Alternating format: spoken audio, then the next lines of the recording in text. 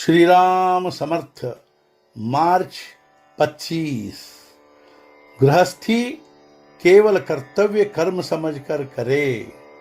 किसी एक आदमी को बीड़ी पीने की जबरदस्त आदत थी। जब वह बीमार हुआ तब उसने डॉक्टर से कहा, आप मुझे दवा देंगे तो भी मैं बीड़ी पीना नहीं छोड़ूंगा। उसका डॉक्टर बहुत होशियार था। उसने उस व्यक्ति से कहा, मैं एक गोली देता हूं, बीड़ी पीने के पहले उस गोली को तुम मुंह में रखा करो। उस गोली के कारण तंबाकू के जहर का उस पर परिणाम नहीं होता था। गृहस्थी करते समय हमें भी उसी तरह का व्यवहार करना चाहिए। गृहस्थी हमें सुखदायक होगी, यह कल्पना हमारे मन से हट जानी चाहिए। इसे गृहस्थी करने का लोभ भी कम होगा और गृहस्थी का कर्तव्य पालन के लिए ही उपयोग होगा।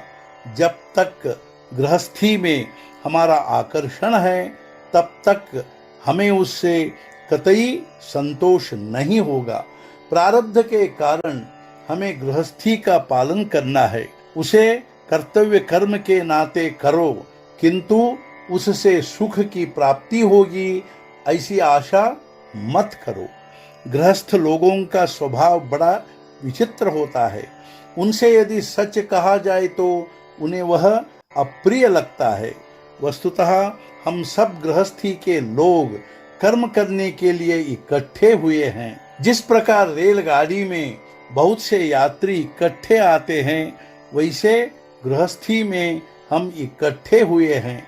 5 के समुदाय से गृहस्थी होती है। उसमें हर कोई स्वार्थी होता है, फिर एक को ही सुख कैसे प्राप्त होगा। गृहस्थी में यह निश्चय ही ध्यान में रखो कि सत्य संतोष भगवान के पास ही है। जिस प्रकार व्यापार में लाभ होने की दृष्टि और मुनाफे की दृष्टि से ही व्यापार किया जाता है, यदि मुनाफा नहीं होता होगा तो उसमें कोई तथ्य नहीं। उसी प्रकार गृहस्थी में संतोष ही मुनाफा है। यदि उसमें मुनाफा नहीं होता होगा तो गृहस्थी का लोभ करने में क्या तथ्य है। तुम्हारे असंतोष का निश्चित कारण क्या है, ऐसा यदि हम किसी से पूछेंगे तो वह विश्वास लायक कोई कारण कह नहीं पाएगा। इसका स्पष्ट मतलब यह है कि संतोष के लिए वास्तव में किसी भी बात की आवश्यकता नहीं होती, किंतु यह बात कोई मानता नहीं। जो स्थिति है उससे संतोष होता नहीं और अपेक्षित वस्तु प्राप्त होने पर भी हम पूर्ण सुखी होते नहीं।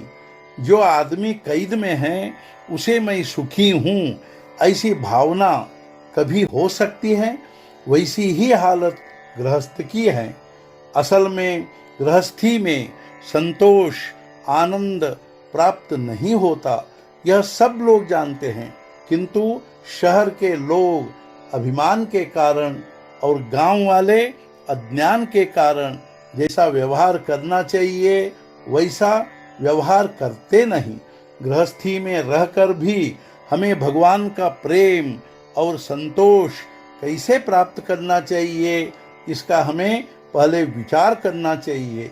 नित्य नामस्मरण करने से देहासक्ति देह प्रेम अपने आप मिट जाएगा और देह के कारण निर्माण किए हुए इस गृहस्थी का भी प्रेम कम हो जाएगा और फिर भविष्य में उसे यत्र तत्र सर्वत्र परमेश्वर ही दिखाई देगा। आज का मुख्य विचार, सुख की गृहस्थी करने का नाम ही परमार्थ है। सद्गुरुनाथ महाराज की जय। जय जय रघुवीर समर्थ।